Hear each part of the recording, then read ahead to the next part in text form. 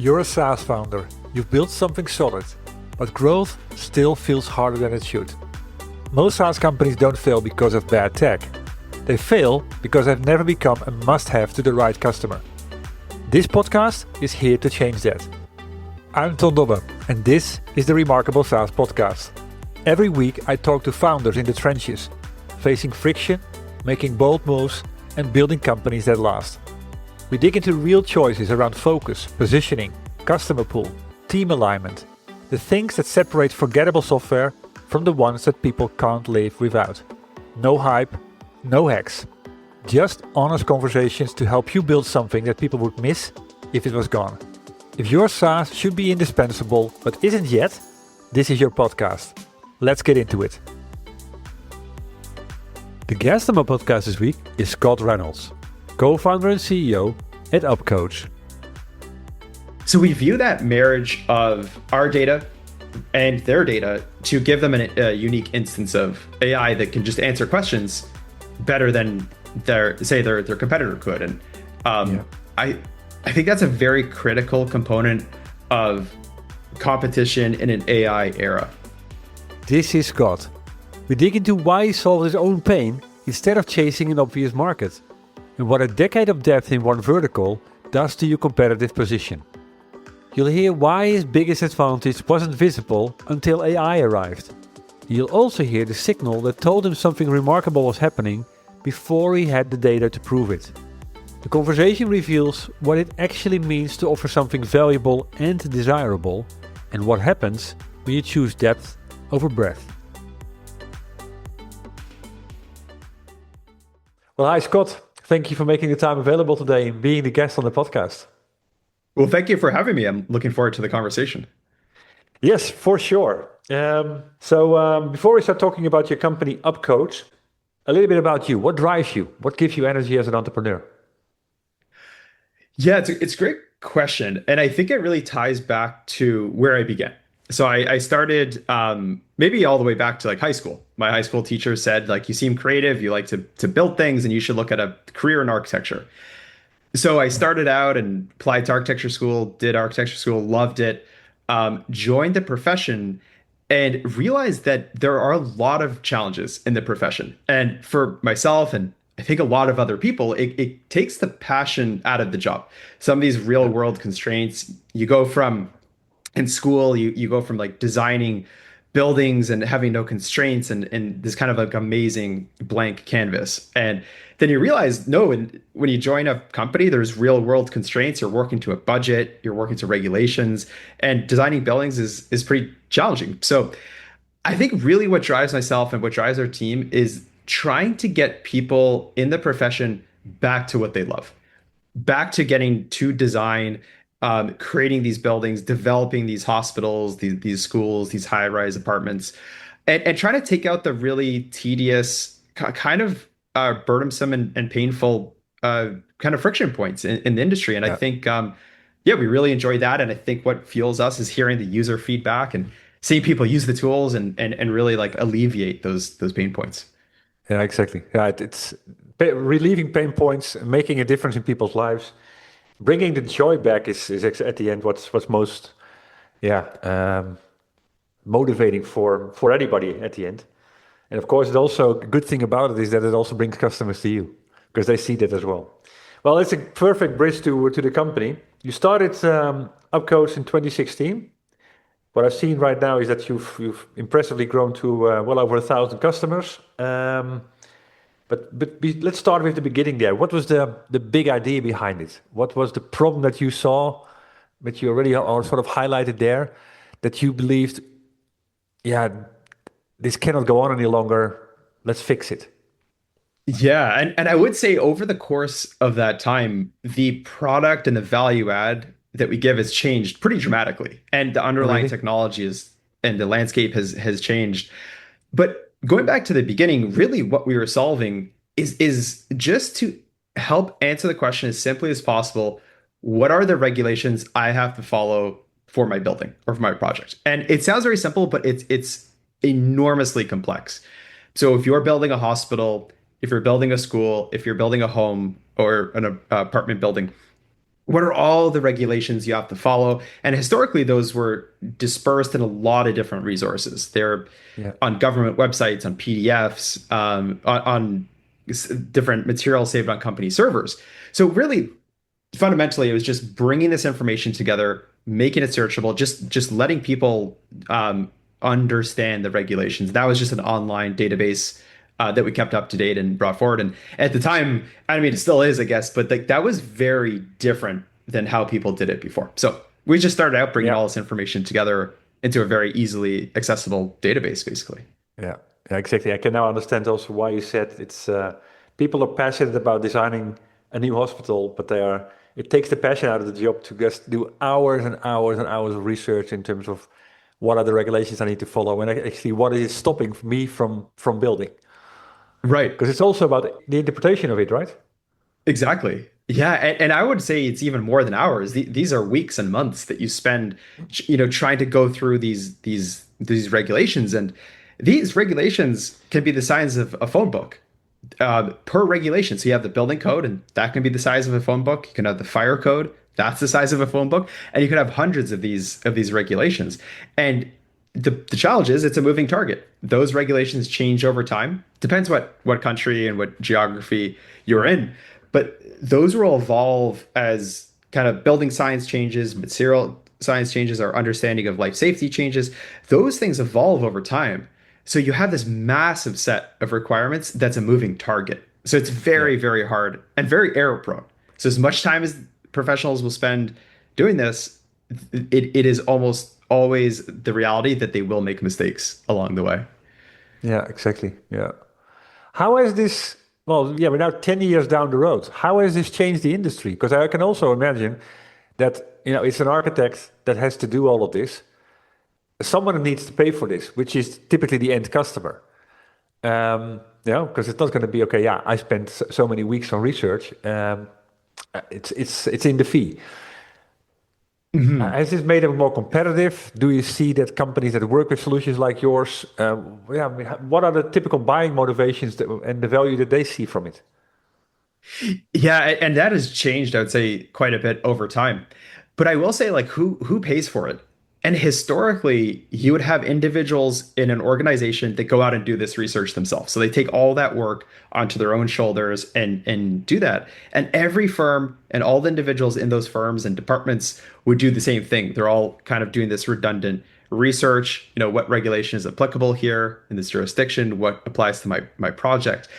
So it helps them spend time on the actual design and like what sets them apart. So, if you design, let's say, schools, what the I would say for them the competitive advantage is their internal and institutional knowledge, but also the design quality, the quality of their work, the quality of their portfolio, and that's where they can spend their time versus this kind of I would say like a little bit laborious, but pretty challenging process of just looking up all this information. Yeah, exactly, exactly. So yeah, go back to 2016. You started building a solution. It was the beginning of the AI era. What has been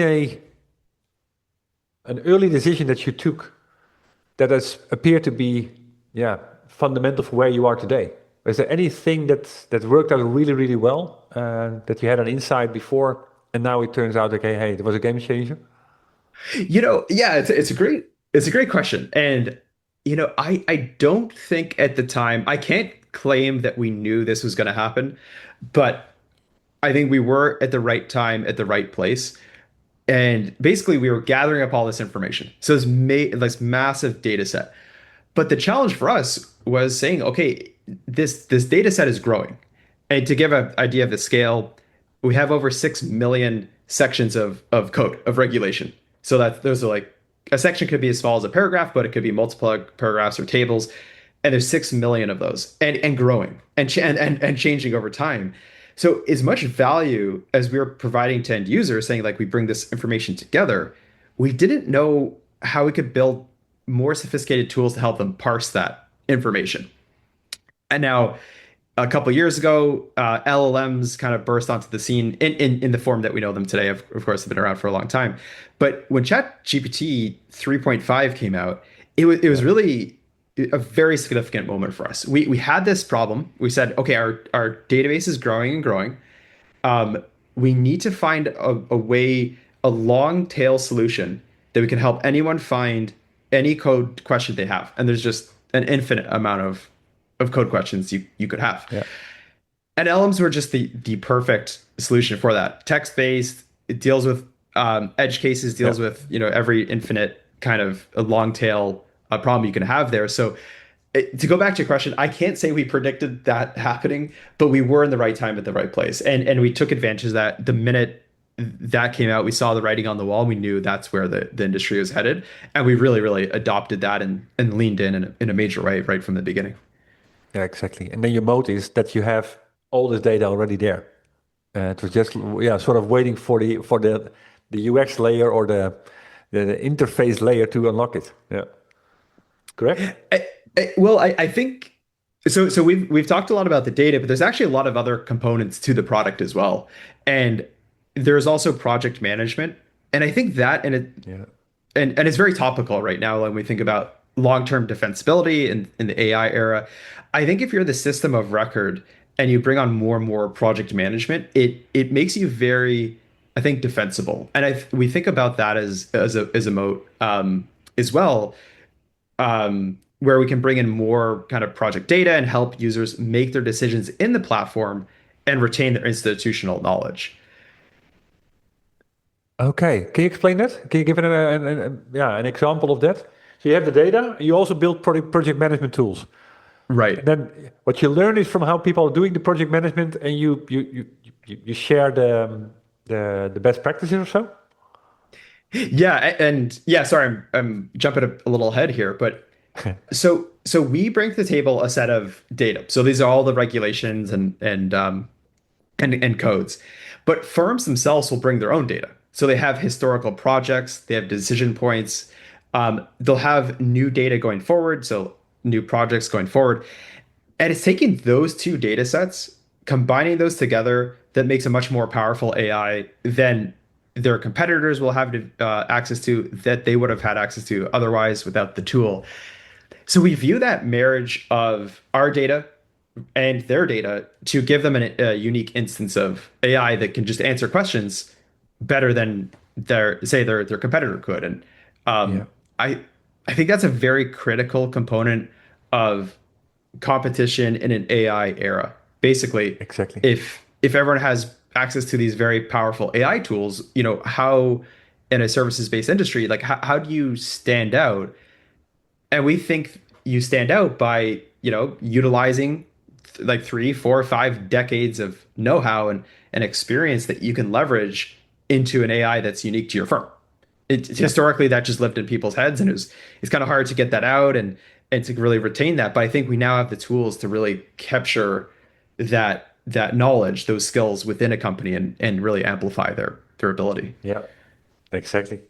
You touched upon a couple of very interesting points that are dear to my heart. I wrote this book, The Remarkable Effect, which is about what makes people, what makes your solution worth making a remark about. And this is already getting into an angle of that, because if customers see this, that your data and their data together gives them an edge, it's almost becoming.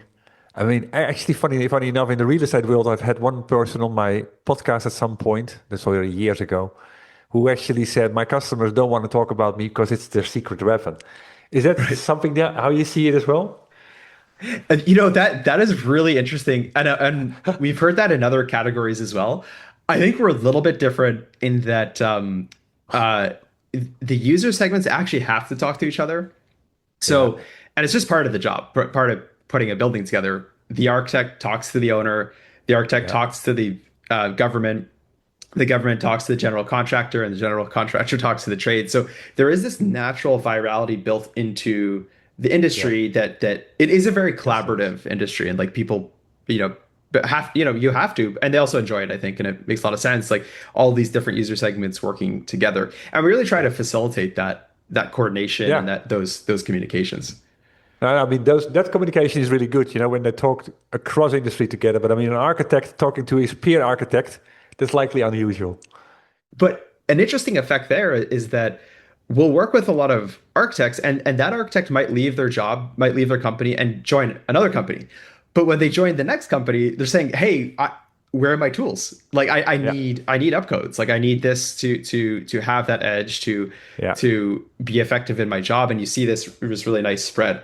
So I agree. Yeah, maybe a firm wouldn't necessarily boast what tools they have in their stack that makes them competitive, but when they leave and they join another firm, they need Yeah. their own stack, and they do request that.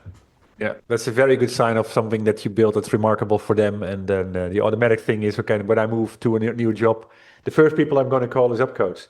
Um, Going a little bit into the journey of UpCodes from 2016 onwards, what was the moment where you started to see a pattern of, hey, it starts to resonate right now. We're starting to get some traction. Or possibly the question I want to have answered is, what was the hardest thing to crack when it comes to getting traction? Yeah, that's a great question. I think it's a common. I think there's probably 100 things you have to crack, and I don't know. Like I think I could point out a couple of them, but I think ultimately, as you scale a company and you solve these pain points, it's the accumulation of maybe a 100 or 200 hard problems that your team has solved, and in aggregate that adds up to like a pretty sophisticated product. But in terms of like identifying a moment in time, one that stands out is actually before we even committed to the company, the product itself was originally just a side project. And I think there's a lot of learnings here. So I was working in architecture firms. I had my own pain points. I identified other professionals in the industry had these pain points as well. And we started, my brother and myself started building a solution to that pain point. And it was really just like solving my own pain point, solving my friends' pain points, and it solved it. And it started getting more and more traction. We're like, oh, this is interesting. Like we should just open this up and give it to other firms and folks. And I think I was in New York City at the time. And we started giving it to more and more people, and it just had a life of its own. It kind of grew organically, and that wasn't really our intention. And I think it was that moment where we said, "Wait a second, this probably makes sense to like leave our jobs and really do this full time, and maybe this side project is actually a lot bigger and has a lot more potential than ever we thought it would initially, and in fact it did in retrospect." Yeah. But I think that really speaks to just solving real world problems and like just starting with a problem.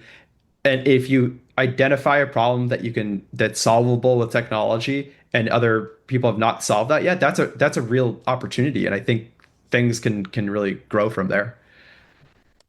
Completely agree. And funny how this starts, right? Solving your own problem, right? Because then it's real. If you have your problem yourself and you spend so much time and effort on actually solving it, it means it's very often very real as well. I Right. got a couple of questions around that, by the way, because 10 years have passed. Has the problem evolved? I think the problem itself remains the same now. I think we've solved a lot of that problem, but there's more of these problems to solve. And ultimately, it just comes down to what codes do I have to follow? How do I make my building compliant? And then once you're done, is my building compliant? And Okay. while the problem remains the same over time, I think the tools and how we tackle that have changed dramatically. So, we started out, I would say the first era was just having a database, having this unified database. The second era would be this LLM fueled ability to answer very complex code questions. But we're entering a third era now, which is the agentic era. Now, I'm not saying anything new. I'm sure a lot of folks have talked about this, but it's this very fascinating moment in time where there's another shift in the technology that is starting to open up our ability to say, okay, we can actually do some of this work on your behalf. We can Yeah. be a lot more proactive in what we do. So instead of kind of our product just sitting and waiting for you to ask questions, we can proactively go to you and start to do some of this kind of like tedious workflows for these professionals. Yeah. Yeah, exactly. Yeah, that it's moving so fast because one has not even started and the other one is already coming. And the question is, okay, what is out there agentic? Um, that brings me to another question: the defensibility. You already talked about defensible differentiation, or the mode we talked about. How do you ensure in this company that you stay ahead of the curve? Because things are moving so fast right now. And in my book, I talked about the half-life of the product is shrinking all the time. And I think in my book I was talking about 1.5 year, and possibly now it's a year or maybe even less. Um, how do you keep well, not only yourself sharp, but the whole of the organization sharp to get to ensure that in 5 years' time you're still as relevant as you are today? Yeah, it's a good question, and that's a really good way to put it. Like the half-life is shrinking, and I think those iteration cycles are getting compressed more and more. I think Yeah. company building, product building today is completely different than what it was 10 years ago. You look at some of these companies 10 years ago, they built one product, a point solution, and that could be it. And that could take them all the way in some cases to an IPO, and in other cases to like a successful acquisition. And um, that just looks a whole lot different than it does today. Like companies are having to reinvent themselves constantly, ship new products, responding to new opportunities, and that pace is only accelerating more and more. So I fully agree with you. Um, how do we stay ahead? I think it's really keeping our finger on the pulse of what's possible. We have a very opinionated roadmap of where the industry will likely be in a couple of years, but a lot of it was just not possible historically. Like we would love to do, XYZ. But the technology is simply not there. It's not even, as good as LLMs are today, they're not good enough. And it doesn't yet unlock this ability. So for us, it's keeping our finger on the pulse and constantly checking. And you really have to save some kind of allocation in your engineering team and your product team to constantly test and experiment. Like, can we unlock this workflow? Is it good enough? Can we ship a product there?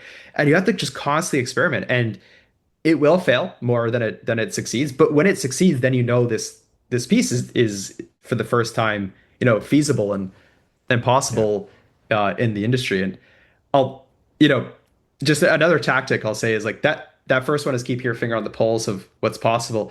Another one is just the tooling. Like what tools do we use internally? What's our stack? We're constantly evaluating that. And we were just talking yesterday and more so today of like the vibe coding tools, of prototyping tools. And someone had a great question. They said, 'cause I knew a person who was joining the team. They said, what company tool do we use for rapid prototyping, like vibe coding? And, is it Bolt? Is it, one of the many options? And the answer was like, we don't bet on any of the tools. The tools are changing so fast. I like the best prototyping tool today, it could be very different than in 3 months from today. And we don't, I'm sure these companies are going to hate me saying this, but we would never open a company account within a tool or like, put a heavy investment in a tool because that tool might not be the best one in 3 months. And it's changing that fast in some of these categories. And you see that in vibe coding, you see Claude Code, having this moment, and then maybe Codex is coming out and they seem to be quite strong, but I'm sure that's going to flip back. Maybe it's Sonnet, it's constantly changing. And I think you just have to be very, very nimble to jump to the best tool if you want to be at the cutting edge. You don't always have to be there. Not every product team needs to, but if you want to be, you better be able to jump to a new tool in 2 or 3 months time. Yeah.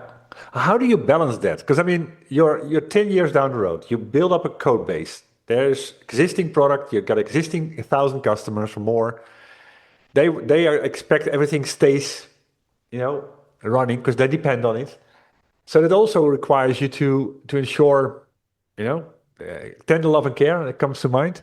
But then, of course, there's also about the new thing. Have you got any practical ways of balancing this, prioritizing this, and also not getting into a mode of constantly evaluating and doing nothing? Right.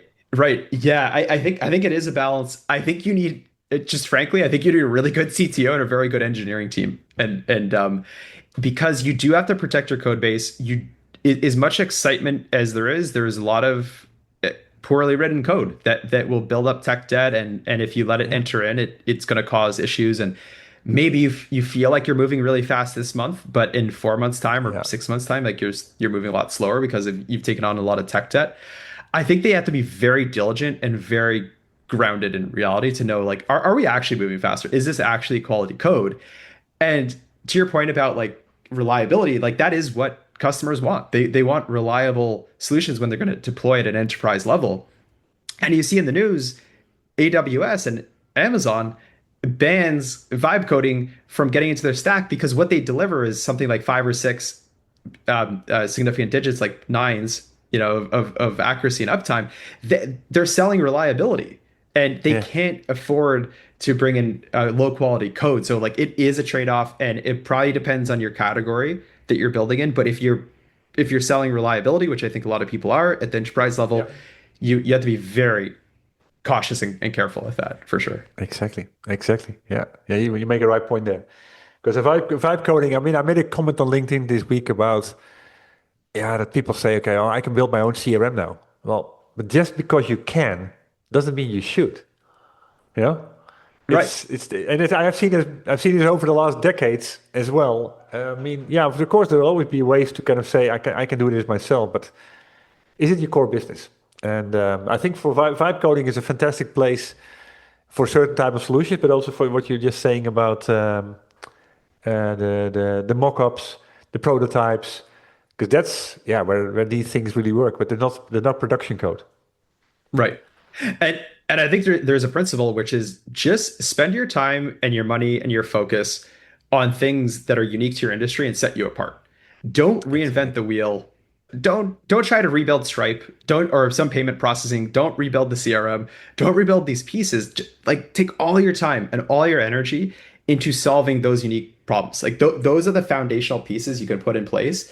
And if you're wasting your brain cycles and trying to get this production ready and patching it, you're not solving the actual problem for your end user, and you're totally missing the ball. Exactly. And someone was pointing out, they're like, look, okay, yeah, we pay like a decent amount of money to maybe it's HubSpot or Salesforce for the CRM, but they've also made it production ready, and they've been patching bugs, they've been solving edge cases and use cases for I guess for them for decades probably. And like, yeah, okay, maybe it's painful if you're paying like I don't know, if you're small, maybe it's like $5,000 or $10,000. If you're bigger, it can get a lot more. But if I can save my engineer weeks or potentially months of time that we could put to solving our users' pain points, like I absolutely prefer them to solve the user pain points and focus on the things that make us different. Exactly. Well, me highlighting another trait in my book, aim to be different, not just better. Trait number 3. You also highlighted something about what you build needs to be something that you solve the problem of a user, but do it also in a way that they say I want to have that, which is trait number 2 in my book, offer something valuable and desirable. Have you got any anecdote on how you actually run the company where it comes to staying different and not becoming just a better alternative? Yeah, I think this is going to be unique to probably vertical SaaS companies, which we are, and it's really looking at the workflows, the historical workflows, analog workflows that have not yet been digitized, and really looking for like how do we 5x or 10x productivity in that workflow. And I know there's a lot of companies out there, but I think they're tackling very obvious problems like the CRM. Like a lot of people are trying to reinvent the CRM. But if you go to the vertical, there are a lot of these historically analog workflows that there's a lot of low-hanging fruit where you really can deliver that 5x or that 10x. So when we look at the roadmap and product development, we want to know organic pull, but is there a potential market there? But really importantly, can we really reinvent the wheel, think about first principles, and get a 5x, 10x win on that workflow? And if we can only make a tool 10% better or 20% better, it's not worth it. You can't do that. I don't think you'll get adoption. It's very hard to pull people off of their old tool to their new tool. And if it's only 10, 20% better, they're not going to do it. Like you're really looking for that 500% or 1,000%. Let me make a small interruption here. Scott just made a comment worth reflecting upon. His filter for every product decision. If a new tool is only 10 or 20% better than what people already use, he won't build it. Period. Not because it's uninteresting, but because it won't move anyone. He's looking for 500%. That's the threshold where people actually switch. Most founders celebrate incremental progress. Scott treats this as a signal to stop. This is what remarkable software companies do. They aim to be different, not just better. They offer something valuable and desirable, something that customers pay a premium for. And they acknowledge they cannot please everyone. and use that to go deeper and not broader. Do you want to master these traits as well? Simply read my book. I've made the electronic version available for free. Just visit theremarkableeffect.com to grab your copy, and inspiration will spark within 10 minutes. Back to the interview.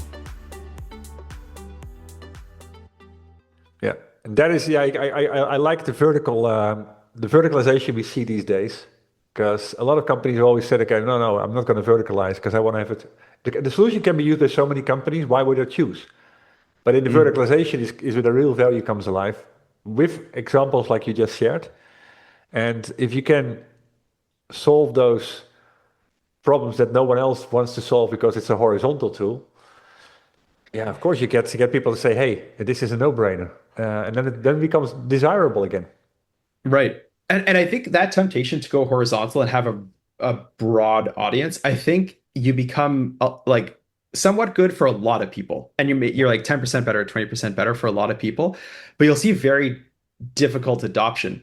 But if you could go deep in these workflows and you can make it 100, 500, 1,000% better, you'll get very meaningful adoption and stickiness and buy-in. And to use like to look beyond ourselves, just to look at, let's say, like the legal space. You have Legora in Europe, you have Harvey in the US as like leaders, but then I think there's, probably dozens of other ones. And like that's what they've done, right? They've looked at verticals and they've gone use case by use case in this vertical and try to tackle historically stagnant and kind of sleepy areas of different industries. Yeah. They thought it's if everybody's saying it's too small for me, then it's big enough for us. Right. Yeah. Right. Yeah, exactly. Now, I mean, I know those names from my history because we were sort of competing sometimes with them in particular cases, but we were with a horizontal tool, not like an ERP suite. And sometimes you bump into legal, and then guess what? You bump into RV. Right. And you lose a deal because of the verticalization that they had. Yeah. Looking at the time, one or two more questions. 1,000 customers, so clearly something has worked. Company is scaling. What has changed after you saw that product market fit became a thing, the repeatability became a thing? How has your company become a different one? Yeah, I think people's expectations grow over time. So you can find product market fit today. But in a year from now, in 2 years from now, the expectations to retain product market fit will be a little bit higher. And it just keeps growing and growing. So not only do you want to attract new users and solve more pain points for more people, you need to elevate your own bar for the existing product. So I think it's really avoiding being complacent and trying to constantly reinvest in the existing product and make it better and better and better. Going back to the earlier conversation, looking at the current, like what's available with technology today, but when there's new unlocks, like you could go back to your original product, like your beachhead product, and say like, oh, wait a second, we can retool this, we can make it better for a couple different reasons, and really kind of raise your own bar to do that. So I think the way we went from hundreds of users to thousands of users and now tens of thousands of users, I think is just solving more pain points, but then raising the bar and trying to just be more and more ambitious, to tackle more pain points, listen. It sounds simple, but honestly, just sit down with folks and hear what's painful for them. And, we solve some things today, but we don't solve everything. And what are those things we don't solve? And can we help there? And just constantly finding these adjacent spaces and expanding out from the center. It's of course, you make a very relevant point about the adjacent spaces and growing from that respect. But the point that you made about not being complacent is a key one. Because very often we think, okay, we got a best solution here with a market leader. Nothing can touch us until it does, because like we said before, half-life of the product is shrinking and suddenly the bar has raised and someone else has come with something 5x better than you offered. Right. Actually, I had someone on my podcast last week or the week before. We actually grew to about 10 million, and I also had about 3 or 4 products at that point in time, and actually decided to go back to the core, because the core and the changing of the core and actually making it 5-10x better again was going to carry him for the next 10 million. Which are these are tough choices to make, because you've grown and you've expanded, but suddenly maybe you realize that certain things has worked really well and other things maybe not so much. Um, how do you go about it? Have you seen this? Well, yeah, and I'll just say too, the going back to that the topic of the landscape changing. For that example, that company may have had their core product and given value in some way, gone on to expand to other product lines. Meanwhile, the foundation changes or the ground under their feet changes where they can go back to product one and unlock so much more value. And I think like hats off to them because it's a very hard decision, but it's exactly the one you need to do, which is constantly reassessing everything. And as to use your words, the half-life is shrinking, and you constantly have to reassess like what are the opportunities today, and they're going to look very different than they were 6 months ago. Exactly. One more question about the how you look at the company's success. How has that changed since you started? Well, I would define success in our ability to solve just pain points. And like it always comes back to that. And I think from that perspective, I think, yeah, I'm really proud of what we've achieved to date. I think there's a lot more work to do. Like we look at bringing together a lot of these codes for the first time and making them accessible and helping people understand their regulations. We're expanding into other product lines. So I think success is really like, what's the impact you've had on society? What positive impacts have you had? How have you made the industry more efficient? And I think just we hear anecdotally, we see in the data, like we really have made an impact there. That being said, there's so much more these workflows, and I could get into it. It's very like specific to the industry, but there's these adjacent workflows we just want to expand into and basically do what we did to regulations and do it to these adjacent workflows as well. Yeah, it's inspiring how you. I mean, I can see you on video. How passionate you get about the vertical itself, and how infinite the possibilities are to keep adding value to the vertical. Yeah, because you're so deep in it, you see it. You see opportunities everywhere. Exactly. And it's something I think we certainly understand, and I think a lot of people see as well. But when you pay a lot in rent, you're trying to afford an apartment, or you're thinking about buying a home, and homes, the price of homes are accelerating out of people's reach. At least I'm talking about like, especially here in the US. And there's just not enough housing, or the hospital is really expensive to operate and to build. A lot of this comes down to regulation. So I think we're reminded on a constant basis how inefficient a lot of these things can be and how much that drives the prices up, and is seeing the dissatisfaction in the country around like home ownership or what they can afford in terms of like housing and shelter. Or unfortunately, we've had a lot of natural disasters like the Los Angeles fire that burned out swaths of the city. Like these are things that are happening, unfortunately, like I don't want to say every day because it's not every day, but it's very common and at the top of people's minds. So I think that's what keeps us really, really passionate and reminds us there's so much more to solve. And as long as there's fires burning down homes, and as long as people are frustrated that they can't afford a house or an apartment, there's just more work to do. Exactly. Yeah. The question at the end is, which comes up right now, maybe it's not even possible, but what is actually the cost of regulation and possibly red tape on the cost of the house that we build? Is that in a percentage? Is it a significant percentage? It is significant. I unfortunately don't have the number in front of me. There's a lot of people who did these studies, like the NAHB, a lot of organizations that did those studies, and candidly, like it's a very fine balance because you want to make sure that the house is safe from natural disasters, safe from like earthquakes, safe from fire, safe from flooding. But on the other hand, you want to make sure the home is affordable. And how do you find that balance between them? How do you find efficiencies in construction and design to say like, can we avoid a trade-off? Can we get both? Can we get a very resilient home at an affordable price? And I think that is where we're headed. Really trying to fine tune the codes and also the material science to get there. Yeah. But historically, it's been a very hard trade-off between cost and safety. Exactly. Yeah. And everything needs to be checked off by someone else to get the permit, which at the end all adds up, and someone needs to pay for it, which is at the end us consumers. Yeah, it's a fantastic problem, global social problem also to solve. So last question about the 10 years of entrepreneurship, what would be a do and what would be a don't that you'd like to share based on what you've learned and has stuck with you for the decade that you've been in entrepreneurship? And I'll respond to this in light of a lot of companies that we see currently, a lot of like young startups. And I think the do is start bottoms up with a problem. And they're ideally a problem that's not obvious. So not a CRM, not a generic tool like real building Slack or a messaging tool. It's real problems that real world professionals or individuals have, and starting from the bottom and then working up from there, and understanding your category and how do you do category creation. I think that's after you get product market fit and after you solve the problem. So that's the do. The don't is don't start tops down about what's a really exciting, cool tool that came out and what's possible.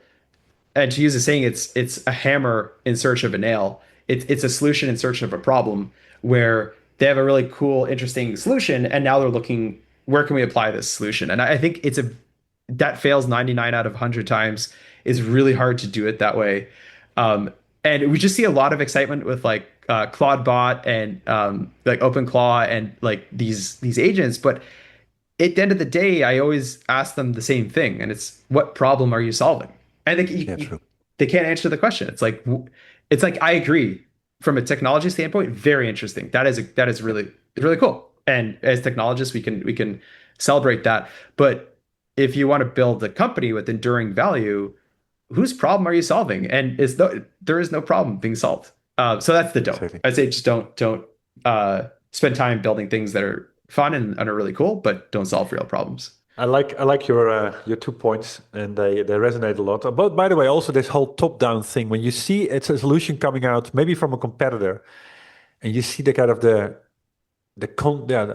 what it embraces or what the context that it has, you can see the features, but you cannot see how they solve the problem, their approach that they take, and that's of course where the added value comes in and the differentiation comes in.